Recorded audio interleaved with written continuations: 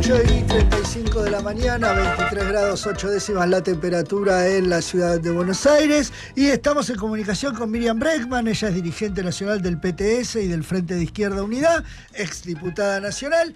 Y en la izquierda generó mucha preocupación este anuncio de parte del gobierno nacional de la eliminación de las PASO, que seguramente va a ser tema de discusión de acá a fin de año o en las sesiones extraordinarias.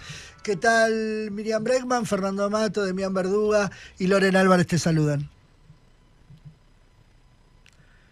Hola. ¿Me escuchás, Miriam? A ver, que estamos tratando de recuperar el llamado con Miriam Bregman para hablar. Ahí los escucho. Ahí está. Miriam, ¿qué tal? Buen día. ¿Qué tal? Buenos días. Bueno, estaba contando que, en la izquierda generó preocupación esta decisión del gobierno de proponer la eliminación de las PASO. ¿Por qué? ¿Ustedes qué ven en eso? Mira, generó preocupación en la izquierda la reforma electoral y política del gobierno. Sí, pues son varios puntos, es verdad. Claro, pero al que no lo preocupe nos tendría que explicar por qué. Me parece que es al revés, ¿no? Sobre todo aquellos que nos decían hace un tiempo, viene el fascismo, y ahora, según los rumores de los diarios, a mí no me consta nada, por eso todo está entre signos de pregunta, estarían dispuestos a discutir una reforma que claramente es proscriptiva, antidemocrática, pro ricos, que pretende limpiar el sistema político con el peor sentido de la palabra limpiar, es decir, barrer a la mayoría de las expresiones políticas y dejar a dos o tres que sean aquellas que los grandes empresarios, los ricos de este país, los que desde Uruguay se dedican a hacer política en la Argentina, decidan poner plata. Es decir, entre todas las privatizaciones que tienen planeada, que van desde aerolínea hasta ferrocarriles, también privatizar el sistema político electoral. Entonces, tal vez lo de las PASO que vos me señalas es un poco lo que más trascendió porque ahí hay un debate. Pero ese es un aspecto pequeño dentro de lo que es el paquete de conjunto de esta reforma. No necesariamente va unido, digamos, se puede eliminar las PASO, pero no el financiamiento a los partidos políticos, el tema de los espacios, publicidad en la televisión. Claro. Digamos, no todo tiene que estar unido, digamos. No, lo que lo une es que el título, si vos me preguntás de esto, es que la política les parece un costo. Entonces aquellos que ya empezaron a discutir aspectos, si te voto lo de las PASO, no te voto lo de las PASO, pará un poquito, primero definime si ya vamos a empezar a decir que tener que ir a votar es un problema, que tener que ir a votar es un costo, en una democracia capitalista en la cual la participación es bastante baja, incluso desde el propio régimen constitucional se dice que el pueblo no delibera ni gobierna a través de su representante, lo cual es una limitante bastante importante, ¿no? Sí. Que vos solo puedas opinar cada 2 o cada 4 años, estén destrozando el país como lo estén destrozando, pero es otra discusión. Pero si aún así ir a votar ya te parece que es un problema de costos, ir a votar te parece que es un problema de molestar a la gente, me parece que eso hay que discutirlo claramente. Y después hay otra cuestión que yo no entiendo, te digo sinceramente, porque leo que sectores de Sergio Massa ya presentaron un proyecto en provincia de Buenos Aires, que habría negociaciones. ¿Quiere decir que les parece mejor la reforma política electoral de Milei que aquella que hizo Néstor Kirchner? Ya ahí me tienen que dar una brújula, porque me van a tener que decir cuáles son sus líderes políticos, porque yo ya no entiendo nada, ¿viste? Sí. Acá es evidente que hay una negociación, es evidente que la izquierda va a ser proscripta, porque Galperín no va a poner plata para que Miriam Bregman sea candidata y le cuestione sus ingresos millonarios, porque acá se puede hablar mucho de la pobreza, lo único que no te dejan hablar es de las grandes fortunas, de la riqueza que hay en nuestro país. Entonces, es evidente que la izquierda va a ser proscripta por ese motivo, porque te eliminan cualquier posibilidad de paridad. El hecho de eliminar los debates es eliminar que la gente pueda conocer a todos los candidatos, porque si no vas a tener publicidad igualitaria en los medios de comunicación, que incluso es bastante baja, porque ya durante el gobierno de Macri se restringió y por supuesto el valiente gobierno de Alberto Fernández no se animó a reponer. Ya tenés una publicidad bastante baja en los medios de comunicación, solo vas a hacer campaña si hay ricos y poderosos que pongan el dinero porque el Estado no va a poner un peso. Sí. No vas a conocer los candidatos porque con la boleta única solamente vas a conocer los 5 primeros. Lo que venga escondido atrás, desde Pepín, Simón, Rodríguez Simón, hasta lo que sea puede venir escondido de atrás porque no lo vas a ver.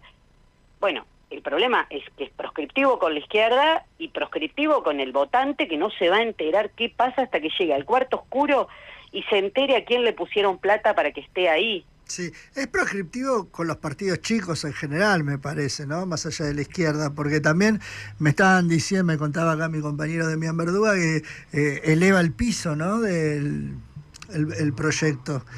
Que es un tema sí. para el problema es que yo no veo que los demás se quejen, entonces yo digo, ¿qué pasa detrás, viste? Con tanta tranza que veo que vi en el Congreso en todo este tiempo, yo, ¿cómo puede ser? Porque por eso te digo, no, yo obviamente tengo la obligación de defender a la izquierda, una izquierda que ha crecido en participación, tenemos un bloque de 5 diputados como jamás.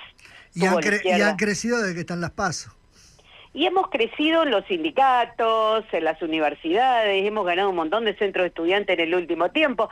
Entonces, cuando vos decidís proscribir a una opción política es porque te molesta, ¿viste? Yo lo del debate, perdóname, pero es la sangre en el ojo. ¿Por qué está tan molesto con los debates presidenciales Milei? ¿Por qué? Sí. Bueno, entonces, ¿le vas a dar el capricho a Milei? Yo te aseguro que no puedo entender qué están negociando, por qué tantos rumores en los diarios de ayer, porque no veo que el pueblo que tiene que ir a votar gane nada. Ya con boleta única perdió un montón, porque no sé si esto la población lo tiene claro todavía, pero no va a saber quiénes son los candidatos, solo va a conocer los 5 primeros, y con suerte, y si no llueve y se mojó el papel, cuando llegue al cuarto oscuro, ahí va a haber un listadito en la puerta y van a poder leer quiénes son los demás que van en la lista, es decir... Cosa que no va a hacer nadie. Cosa que no va a hacer nadie, porque vas apurado, porque tenés los chicos esperándote afuera, porque volvés a hacer la comida, porque la vida continúa, y uno va a votar, y Argentina tiene un alto nivel de participación, entonces las elecciones evidentemente son una cuestión importante, porque ahora el gobierno diga que es costoso, y porque el gobierno diga que molesta a la gente ir a votar, bueno... si caracterizaban tanto que este era un gobierno fascista, no sé por qué tenés que adoptar la reforma electoral de fascismo. Te aseguro que pocas veces me sentí tan desconcertada como con esto. Sí, igual, bueno, si vamos a hacer paradojas, parece que el que está en contra de la eliminación es el PRO. O sea que también se dan... Me parece que cada uno está estudiando su coyuntura política. Claro, por eso hay que analizarlo por fuera de esas especulaciones coyunturales. El PRO, el problema que tiene es que, claro... pensaría ir a una PASO, a una discusión interna, no tiene la caja del gobierno nacional como en otro momento, y dice, ¿cómo voy a competir con el que maneja, con el dueño de la pelota, si va a manejar absolutamente todo, si tiene su coro de aplaudidores mediáticos? Viste que Julio Blanc hablaba de, hicimos periodismo de guerra. Bueno, estos hacen periodismo de asentimiento, solo saben hacer así con la cabeza, como el gatito chino ese, que hace con la cabeza así todo lo que dice Milei. Entonces, bueno, Macri, bobo no es, viste, se da cuenta que va a ir en unas condiciones un poco raras, pero acá es el problema, quién está dispuesto a enfrentar verdaderamente a Milei, a esta reforma que es sumamente antidemocrática y proscriptiva. Después cada cual hace algunas especulaciones. María Eugenia Vidal presentó un proyecto, o se comentaba en los medios que presentó un proyecto para que no sean obligatorias las PASO, que sean voluntarias. Eso es una locura, porque si vos vas a PASO y yo no, yo puedo mandar a todo el frente de izquierda que vote contra tu candidato. Claro. Entonces no se puede, o sea, dicen cosas que no tienen coherencia política, que me gustaría que todos nos den un espacio como ustedes para explicarlo y que la población vea que están diciendo cosas que no tienen coherencia más que negociar con el gobierno. Hay un toma y daca donde los diputados y senadores están en una góndola y el gobierno va tomando según la ley cuál le conviene. Es vergonzoso lo que está pasando. Miriam, ¿cómo te va? Demián Verduga. ¿Cómo estás? ¿Qué tal? Te cambio un poquito de tema para consultarte lo siguiente. Ha habido, obviamente, estos meses un ajuste brutal en montones de sectores, pero por lo menos las encuestas indican que Milei está fortalecido en estos últimos 40 días, 30 días en el respaldo popular. Entonces, yo te daría dos preguntas. Primero, si vos percibís que esto es así, o si las encuestas se están equivocando y crees que hay más rechazo de lo que aparece. Y segundo, si percibís que es así, ¿a qué atribuís que a pesar de este ajuste brutal, Milei se haya fortalecido en sus votantes? Para mí la fortaleza de Milei es la oposición, te lo digo sinceramente. Para mí la fortaleza de Milei es la oposición, empezando por la oposición. Pero vos sos parte de la oposición. Bueno, yo soy parte de la oposición, pero si hay algo que no pueden decir es que nosotros le concedimos en nada, que abandonamos la calle, que nada, yo hasta causa judicial ya tengo por manifestarme contra Milei. No, la persecución hacia las organizaciones sociales que salen a la calle, yo no he complacido en nada. Ahora, los partidos mayoritarios, tradicionales, festeja Milei, te pongo un ejemplo concreto, festeja Milei el blanqueo, que le entraron 20.000 millones, etcétera, etcétera. ¿Quién se lo votó? Un blanqueo escandaloso, ¿eh? En el Senado se lo votaron todos. Todos es todos, ¿eh? Sí. Bueno, no faltó nadie. Bueno, sí, ya sé. Pero la fortaleza de Milei, ¿de dónde sale? ¿Sale de la genialidad de sus ideas o la misma idea neoconservadora de siempre? El RIGI. ¿Quién se lo votó? Bueno, pero ya que hablamos de autocrítica, te decía... No hablo de autocrítica, yo no hablo de ninguna autocrítica. Yo te voy a hacer una pregunta por eso. No, vos seguro me querías hacer una pregunta, pero yo no hablé de autocrítica. Yo hablé de que acá hay un problema de que la oposición política, con distintos grados y niveles, entre los que se integraron directamente como el PRO, que se convirtieron en una sucursal desabrida de la Libertad Avanza, hasta los radicales con peluca y ahora los peronistas con peluca, le van dando a Milei una fortaleza que si se lo hubiese enfrentado, que si se hubiese bajado la discusión a la población de qué significa cada una de estas cosas, la verdad, la situación sería bastante distinta. Pero... Después, hay todo un sector de las clases dominantes que están en un veranito financiero total, festejándolo, bajando ese discurso que crea un clima de placidez generalizado, pero que eso convengamos que por abajo, que era una de las preguntas, no se ve absolutamente para nada. Entonces, pero mira, una de las cosas que te iba a decir es que una de las cosas que se vanagloria a Milei es que barrió a los piqueteros de las calles, y eso también está teniendo consenso social.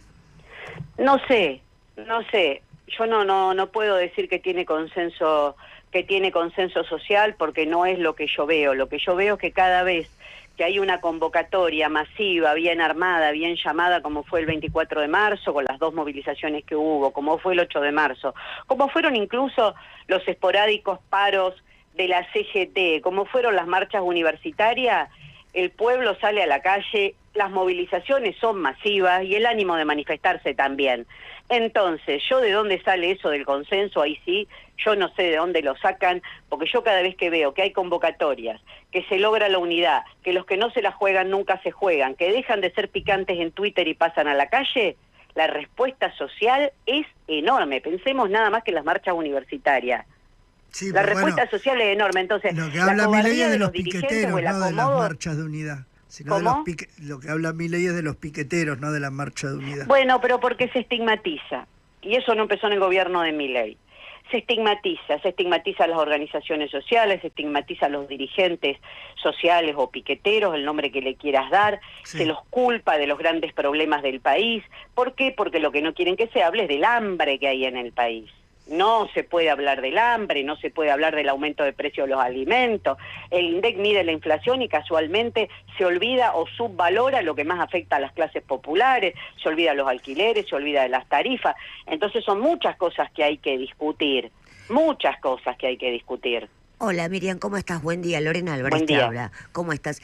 Una de las cosas que sí me parece interesante de esta época, que no sé si ustedes lo están pensando, que es cuando, por ejemplo, tenemos un notero, el cronista, va a la estación de Once y pregunta, que esas son las cosas que más porque es cierto, mientras hay un veranito financiero y hay gente que se va a ir a Brasil en 15 días, vos tenés menos consumo de alimentos.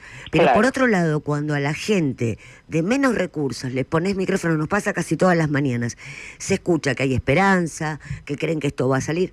¿Qué pasa con este nuevo cambio social donde te diría que hay un nuevo algo habrán hecho, que sería, si te va mal es que algo habrás hecho mal vos, y eso pega? ¿Qué sucede con eso para la izquierda? Que de verdad que es como... Va para todos, es decir, bueno, ¿qué pasa con este individualismo para hacerse cargo de la culpa y sacarle responsabilidades al gobierno? Mira, es un debate muy interesante porque primero no creo que sea generalizado porque incluso Milei lo votó la mitad de la población, la otra mitad lo rechazó y creo que entre quienes lo rechazaron, que no lo votaron, me parece que la bronca creció considerablemente. Todas las encuestas indican polarización, no indican suavización de la crítica, indican polarización. La polarización significa que aquellos que no lo votaron, que no lo quisieron o que se pasaron a la oposición, están más duros contra el gobierno que antes porque el bolsillo está más duro que antes. Entonces, primero creo que hay que leer los datos en ese sentido, hay una discusión. Después que los valores del individualismo, del salvarse solo, o que a lo sumo te salvás y el Estado te ayuda, esa frase terrible, se fueron construyendo durante muchos años. Eso no nació con el gobierno de Milei, como ninguno de los disvalores que hoy representa.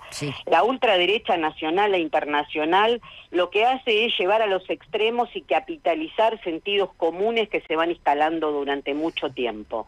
Si tu balance del gobierno desastroso Alberto Fernández, que le dieron mucho aire a las mujeres, mucho aire a la diversidad, que nos pasamos 3 pueblos con ese tema, es probable que venga un gobierno que basándose en eso diga, jaja, gastaban plata de gusto en programas inservibles y bla, bla, bla, bleta, y lo capitalice él. Te digo un ejemplo muy sencillo y expresado de una forma un poco sencilla para no ocupar más tiempo.